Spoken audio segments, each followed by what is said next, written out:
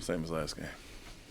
Ime had mentioned that he thought in the first two games he wasn't as aggressive as he needed to be pushing the pace. He tried to correct that in the last two. What's been your message to him as far as how to balance that with sometimes needing to get everyone else organized on offense? Yeah, push when you rebound, push when transition, and then as we've talked about quite a bit, him trying to learn the point guard position in the half court, the balance with being aggressive and trying to get guys shots. And so I think Ben Sullivan specifically got on him about not being a certain way the first few games, and he understood we lost a few close ones and the impact he could have had if he was a little more aggressive. But it's going to take a little bit of time with them, in a different role and understanding that when to attack, when to set up. And I think he's gotten better through 4. Do you think some of his defensive responsibilities does that load, I guess, make it harder for him to shoulder more responsibility on offense? Yeah, we're asking him to do a lot. He's usually going to guard the best guy. Now we can do it a little bit differently with Josh in there and take some of that pressure off him initially and then kind of stagger those guys. But when we played the big lineups, obviously you had Shea the first night and really good scorers. So that was part of the reason to switch the lineups, not only personnel from the other team, but to give him a little break on the defensive end and understanding he has a lot on his plate offensively, being a point guard now. Obviously, Jayson had the injury during the playoffs. How much have you kept in touch with him through his recovery and maybe tried to encourage him? I know you two have a good relationship, and what's it just been like to see that with him? Yeah, I've been someone who's had a few 2 ACLs myself, and I, hit them immediately and have stayed in contact throughout. And you see the progress, and just try to encourage them to look at these benchmarks that you're going to have after a month, 2 months, and you can see him on the court and doing some things already. So he's kind of past that point. But we talk regularly and encourage him any way I could. I know he's reached out to a lot of people with Achilles injuries, so he's in good hands. And Kevin was kind of in that process, in Brooklyn there, coming back from that. What's it like? I mean, your experience with other guys with just that injury and get back on the floor for the first time, and what that's like when you get to that point. Yeah, something you have to stay on top of, maintain.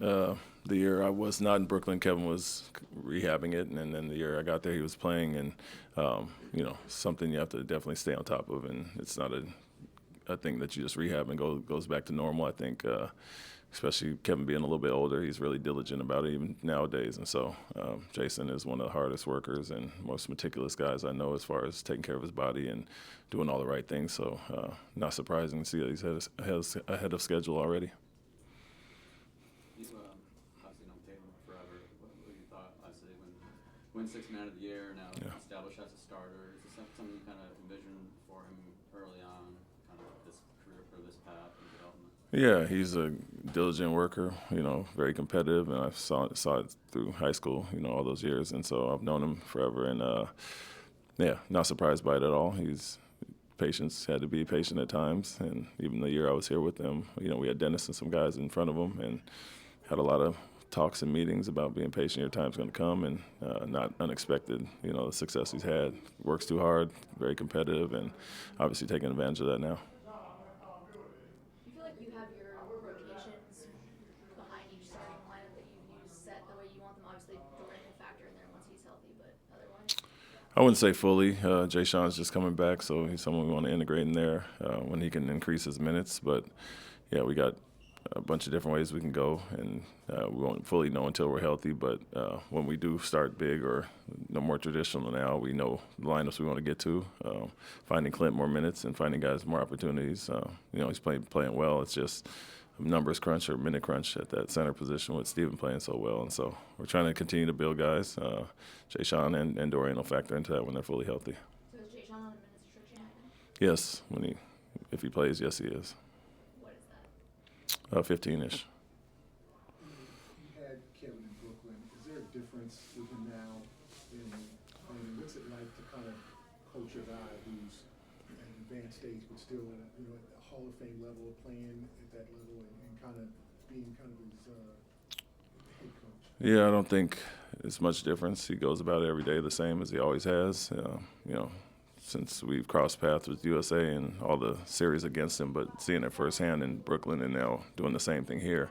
I think he's maybe more in a mentor role a little bit with our younger guys, especially the first unit starting with him. You had James and Kyrie and a lot of veterans there in Brooklyn where he didn't have to kind of take that role. Like everybody did their own thing, but he's been great with our guys and no drop off. It's the same old Kevin, efficient and it's not a surprise why he's doing what he does with the way he attacks it every day. And so good for our group to add that vet in there, and all that's rubbed off on our young guys. Thank you.